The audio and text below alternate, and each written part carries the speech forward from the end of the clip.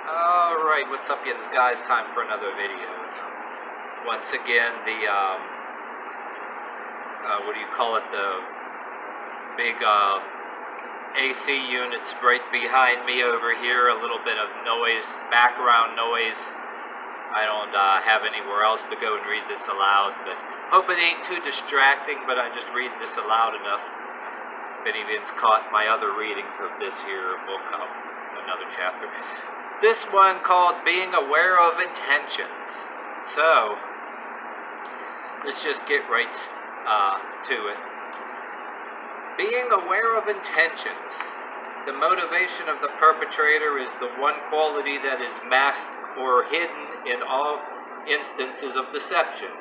The deceiver will always try to divert your attention away from his true intentions.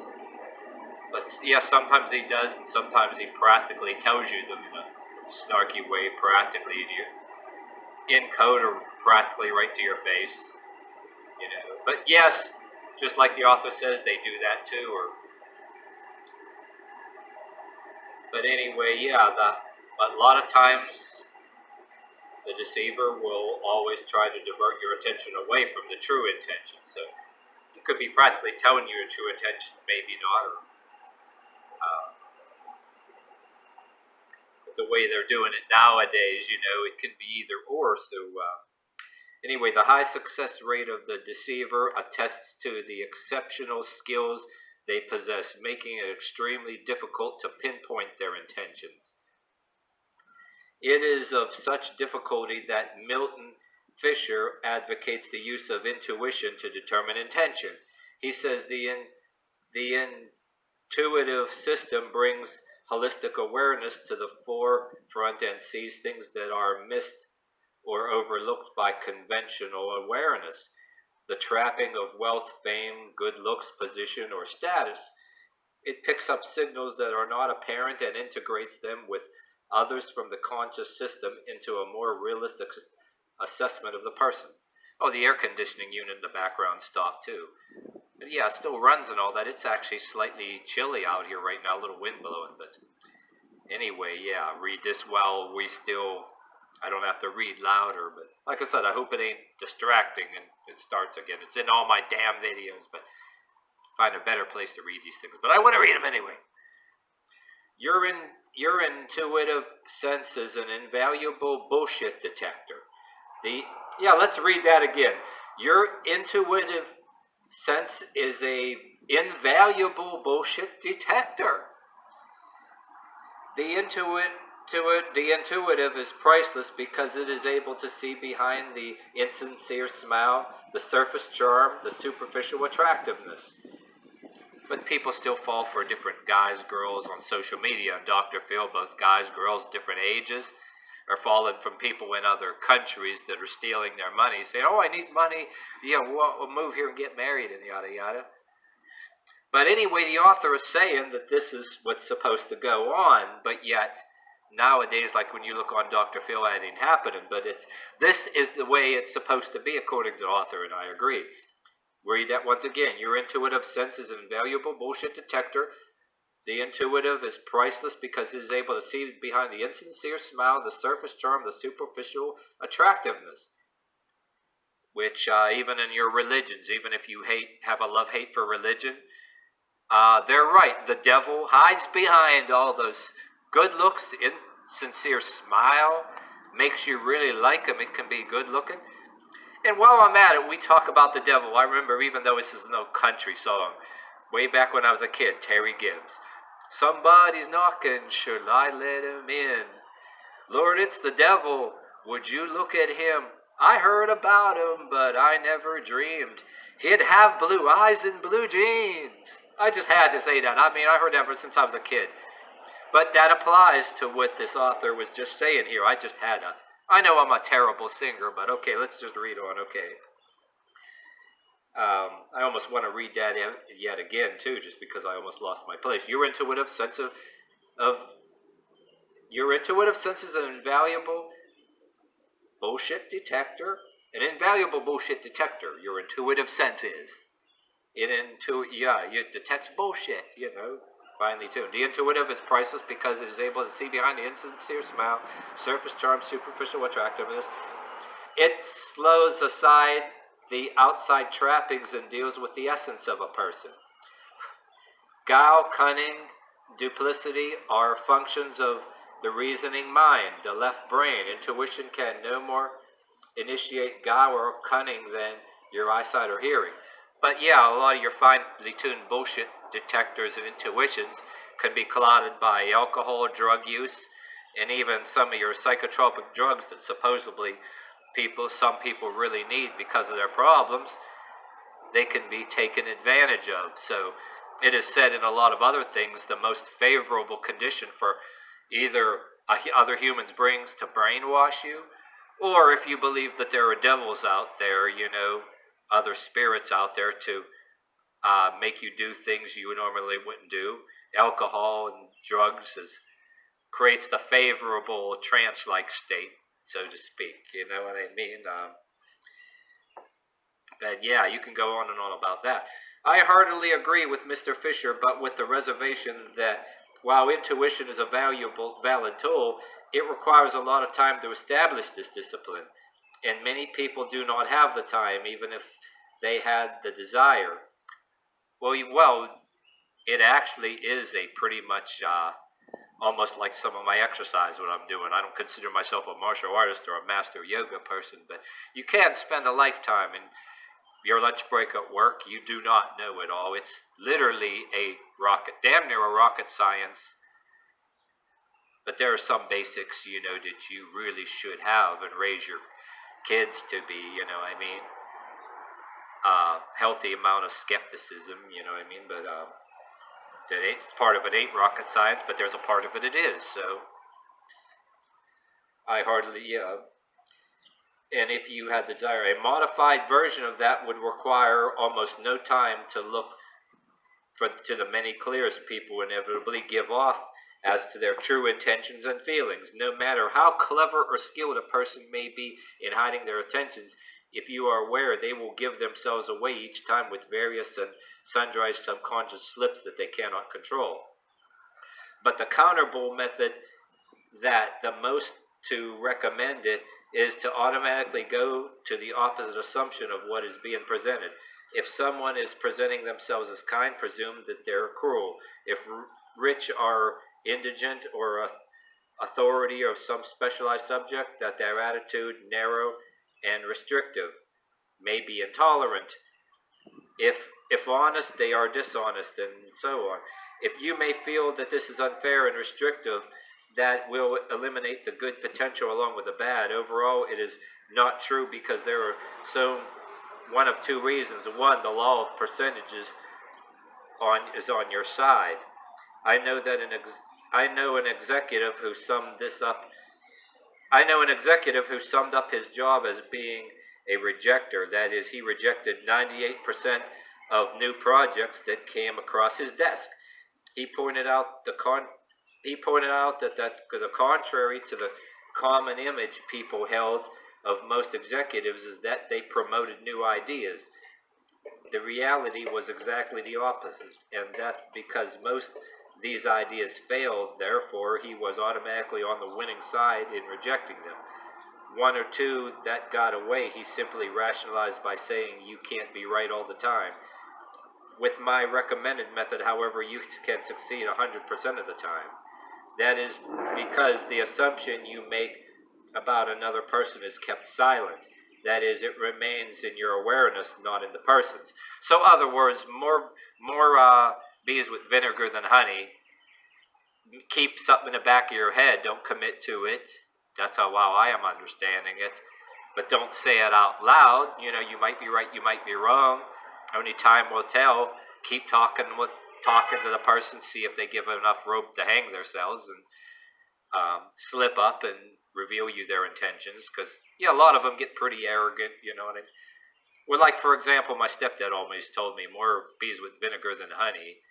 Don't outright, be biased against a particular opinion, or don't totally kiss ass to it, try to use some common sense, or whatever. But then, at the same time, watch out if people approach you, try to be friends with you, and They want to try to con you out of money, getting you some kind of scheme, and shit like that. Shit like that you hear on the Dr. Phil show. Really, that's what I'm thinking. But as far as the other person is concerned, you're accepting what he is presenting. He is the one making the wrong assumption. Of course, his actions continue to be positive. Conform to what he is saying and presenting, he gradually begins to earn your trust and becomes trustworthy to the point where you permit his presentation to stand essentially honest and true. I say essentially only to indicate you should never let your guard down, that you should be constantly aware of changing signs. Nothing ever stays the same, and hell, nobody actually is the same. And we'll just do this last paragraph, additional counterable tools. After you have made because it goes with this paragraph. After you have made an automatic assumption concerning the other person, you can fortify yourself by asking a few simple questions to strengthen your first conclusion or change its balance. Like from A to F, A, B, C, D, E, A, F. Okay, what is this person really saying? How is he or she saying it to me? Why is he or she saying it to me? Where is it leading to? Or where are they going with it? What's their motive? How is it making him or her feel? Is it making them gratified, or they trying to gratify themselves and they trying to make you react? You're supposed to be mortified. You're supposed to worship them. You're supposed to be impressed. You're supposed to be impressed, mortified, intimidated, enthralled, either or, Where is it? How is it making me feel? Which I just said already. How are you? I actually end up saying it to people that I used to work next to and be places next to. Say some things like, I don't know, about a certain belief or a certain thing that they're telling me or whatever. And am I supposed? And I actually literally said, well, am I supposed to be impressed, mortified? Am I supposed to be proud of you, impressed with you? Or am I supposed to be mortified? Am I supposed to be scared of you? Am I supposed to worship you? Am I supposed to accept you as brilliant? And whether you say that outright or you're flipping them off inside your own head, that's my understanding. But the questions are important because they begin a two-way process that hopefully will not allow you to see the other person more clearly, but will start an insightful trip into your own responses, possibly creating an awareness of your own weakness. Well, of course, maybe the author's right, because if you're aware of your own weakness first, they're going to be aware of your weakness. They might see something that looks like a weakness, but say you admit to yourself there's a weakness and take care of it first. If you don't, they see it, they're going to exploit it, or don't show them that you have one, or in some cases you're too easygoing, you just don't want to cause trouble, or in some cases things that you don't want to get in conflict and get put in jail. You don't want to get conflict and get fired from your job. You're stuck with being nice to people a certain way and cordial, and they take it as a weakness. In some cases you're damned whether you say or do something. You're damned if you do, or say something, damned if you don't. Part of my opinion in there. But do not trust any piece of information that cannot easily be verified, and preferably from two sources. One, you have gone beyond all the mental and emotional calculations. There is no substitute for energy and effort. Most people, including myself, find an investigation distasteful. In addition, I am simply lazy. I do not like writing inquiries or phoning strangers. Well, in a case like that, I don't think I want to be a private eye and telephone strangers either. But now, this author wrote this book before we got all the social media. Both sides, good or bad people, can hide behind social media. They could be investigating me or you can investigate another person. And now you got social media. Unlike being a private investigator going public records, you got that all off of internet now. So once again, I'm saying this author probably grimacing like hell, because when social media comes into play, this bullshit even gets worse. But all right. On the other hand, out of sheer curiosity or malice, um, you can, like, we'll talk to friends about other acquaintances.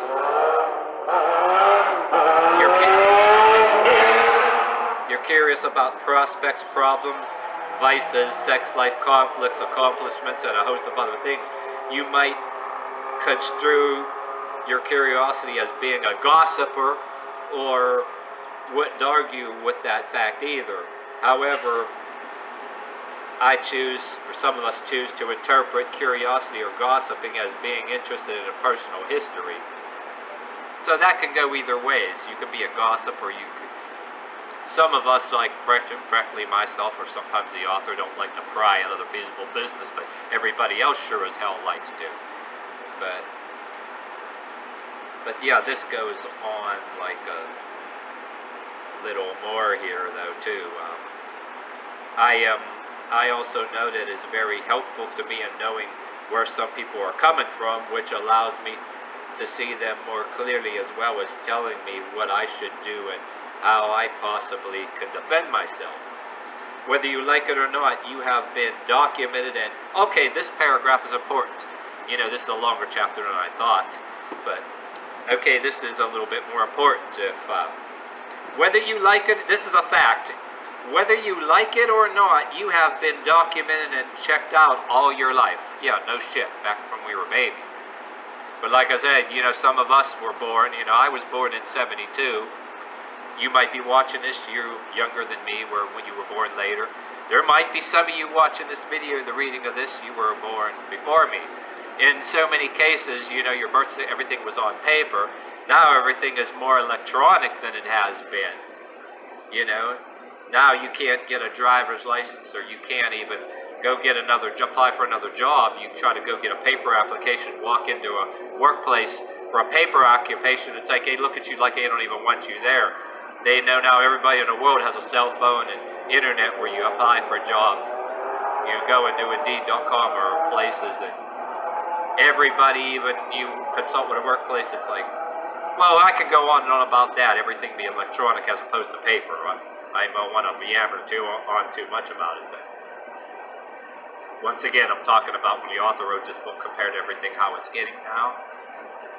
The author's saying, and this book being written before you have all this electronic social media and all this stuff that you got to do online and electronically, cell phones. It's more so now, they know everything about you. They can even find you, like, way quicker now, People want to find you, they will. So what the author is saying, understand that perfectly. There is so much public information on you that there really is no way for you to hide or prevent others from knowing about you. No shit. An understatement, especially with everything now. And I am not talking about securing information superstitiously, although that is an extensive practice too. I am saying that securing information, an accepted formal process, standard operating procedure that we do not even question it anymore. We willingly give out information to others so that they can check it out and verify our honesty. Well, even my father told me one time, like I said, even I didn't think he was out of touch with like anything electronic. Just hang up. But even he says, why the hell do they want you to give them all this information when they know everything about you? They know more about you than you know about you, but yet you still have to give information formally to everything. It's something about authorizing it, or about, I guess it's a thing about you, consenting to the search. So I guess in certain ways, in a weird bureaucracy, they don't want to, but yet it's supposed to be the consent for it so they don't get accused of, about the legalism. But Everybody, all these people got the power to do it anyway. I mean, god damn, you know. So they play these games with you. They know more about you than you do. And formality, and they have to. Don't get me started again. Yeah. All right. We willingly give our information to others so that we can check out and verify honestly, blah, blah. Since we grant this permission ourselves, we shouldn't give it a second thought when and if we do. We have the same right to protect ourselves. And you will be amazed at the number of people who want to talk about others. No shit.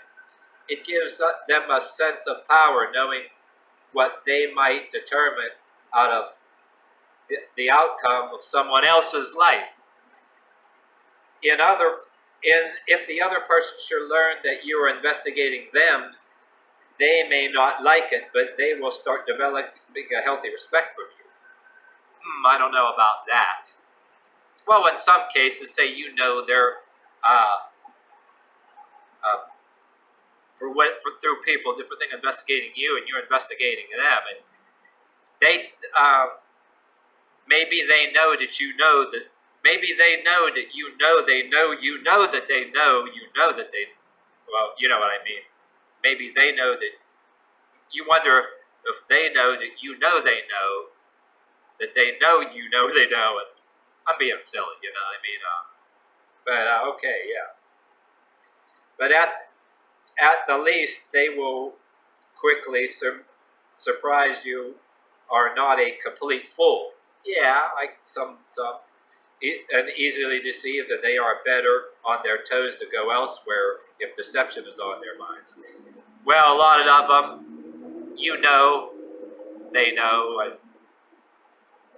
and you tell them because then you end up knowing that they know that you know because you inform them. They get all pissed off because, you know, they want you to be stupid. That happens a lot of time. I preach about that all the time.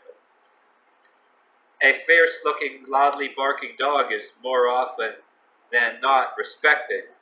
He really may be a gentle soul underneath his exterior, but anyone approaching him will first look for friendly signs before advancing. Secondly, everyone will stay at their best behavior for fear that he might revert to less friendly actions. But then a very deceivingly friendly dog, too, you know. Oh, puppy, he bit my arm off, you know, but... And okay, another part that says follow the payoff. People deceive others for a reason. As I have previously shown, the greatest difficulty was being able to determine the intangible payoff, power, as against the obvious payoff, material possessions or money. But money is synonymous with power. It is just more visible manifestation of it, and its path is easy to follow. And in some cases, there's also a blood trail, too, which they cover that up all the time, you know. But it is universally acknowledged that the money is the greatest motivator, the root of all things. Or like the Bible says, the love of money being the root of all evil.